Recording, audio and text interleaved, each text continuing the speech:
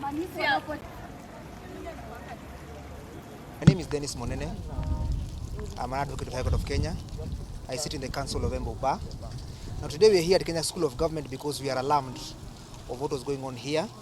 We have since discovered there are unprofessionals who have conducted themselves as professionals in the profession of advocates. And going forward, what we are saying is this: not only county-wise but also country-wide, we are putting all brokers, all masqueraders, any person who purports to be an advocate and does not possess a practice certificate, that we are coming for you. We as advocates are tired of having people who are soiling our name. We cannot be seeing every day that advocates are conducting themselves in a manner that is unbecoming, and these people are not advocates. So today we are sending a very serious warning, a stern warning to anybody who is there who thinks they can purport to be an advocate and they don't possess a certificate to practice as such. We are coming for you. Your days are numbered. And we say that we shall follow up this process that we have started here in Kenya School of Government. We shall work together with DCI on this matter until they conclude the investigations. Once we get their findings, we shall advise on the way forward in regards to the process that is ongoing here. And thereafter, we shall again have this moment and give you feedback on what the Council of Embu lawyers has done concerning the conduct of the officials here in this office. So for now, we will not raise any form of alarm, first of all.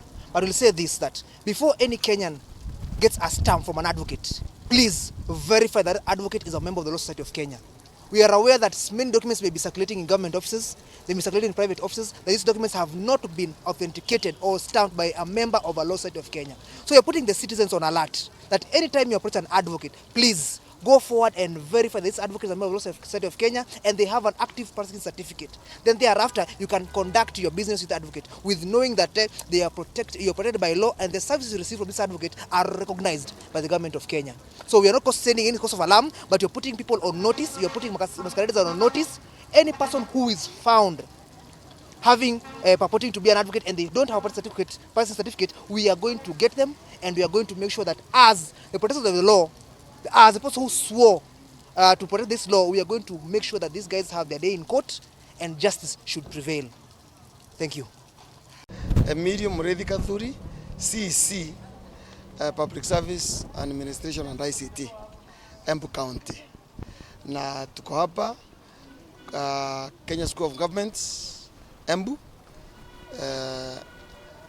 kwa sababu kuna hand count tunafanya, comprehensive hand count ya wafanyikazi wa Embu County, to see their documents na tuone sura ili tuhakikishe kweli wako, na hiyo ndio inaendelea sasa. Kusema process inafanywa na quacks ama ni nani, I can't reply.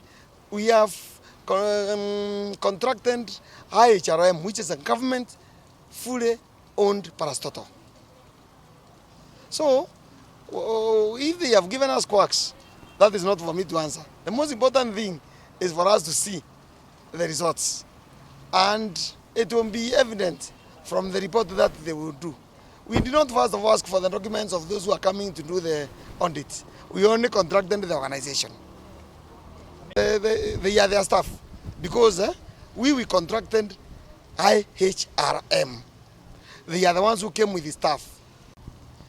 So even if anybody would have been arrested as playing the role of an advocate when he is not, it is not for us to know, we as the county. And at times, you don't even have to be treated by a doctor to hear. Even a nurse can do it with instructions from a doctor. So I cannot talk much about whether it was a quack or not a quack. Let the investigations be done. We know, but that is now not for me. Kirimi Gwantai, the immediate former vice chairperson of the Embu Bar Association, and also the head of compliance and ethics of the Embu Bar Association.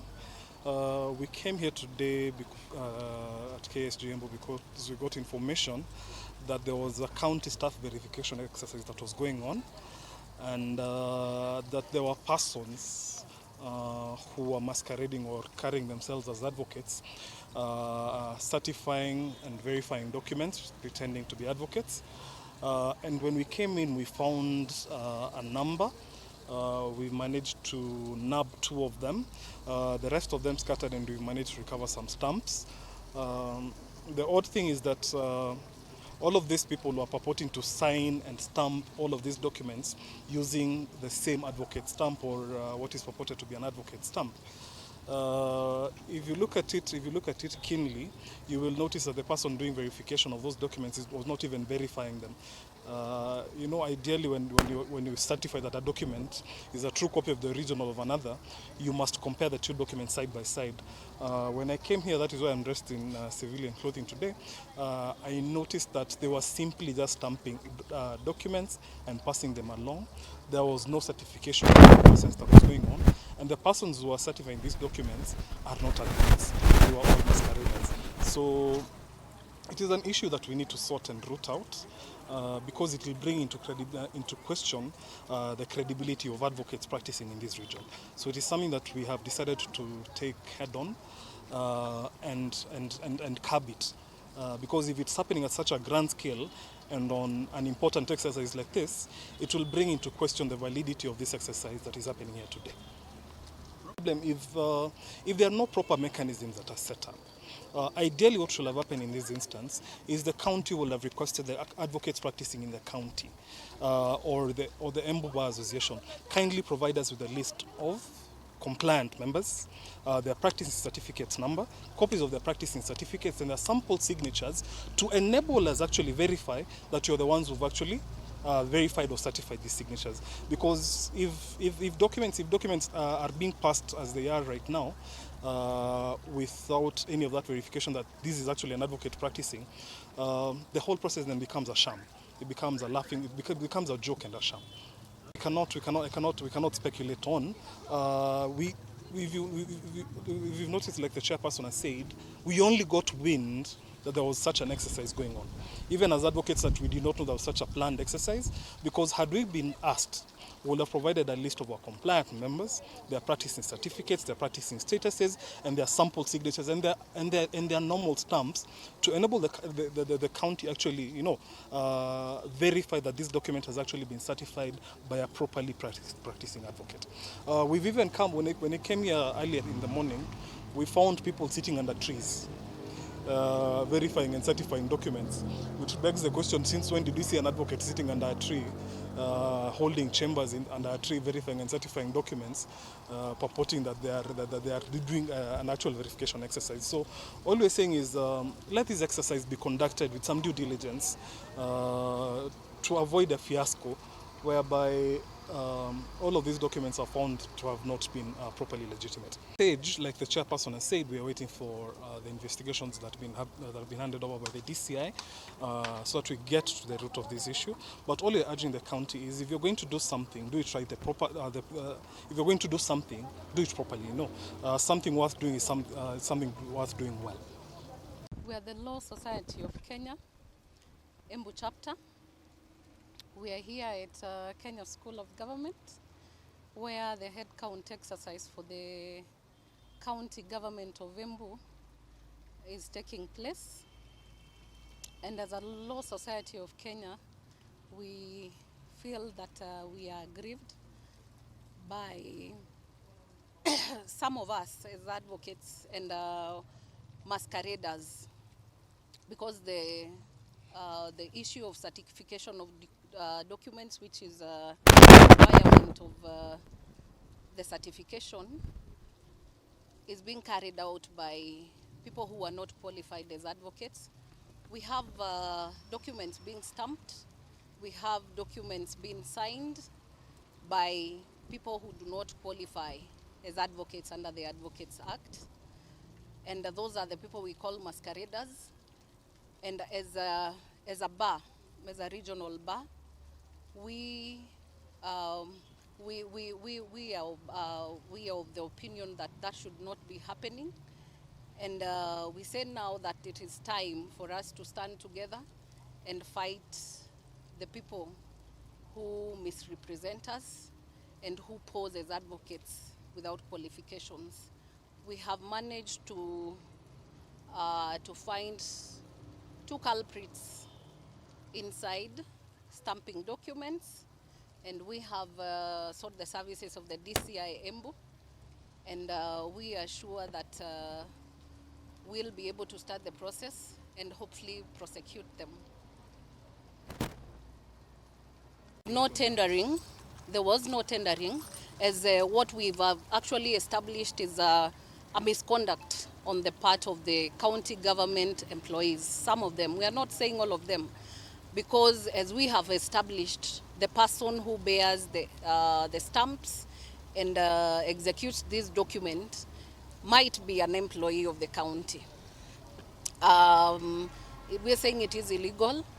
No advocate should give his stamp to a person who's not qualified. No authorization should be done by any person who's not qualified. And the certification, I must say, that is the purpose, that is the sole obligation of a responsibility of a council who's qualified. We are putting measures. We start with the DCI. We are working closely with the DCI to see that this issue is investigated to its end and possibly prosecute this too. And that should serve as a lesson to other masqueraders out there. And we are putting every other masquerader within the region on notice. We as the advocates, the regional advocates who are practicing in Mount Kenya, we are coming for you. There was no criteria used. That is because I have said that the people who we've caught with an advocate stamp are not are county government employees and not advocates. Once the issue has been taken up by the DCI, I believe investigations will take us to the next level, which will then address the issue then. At this point, we cannot clearly say that it's an illegality per se, because investigations are underway.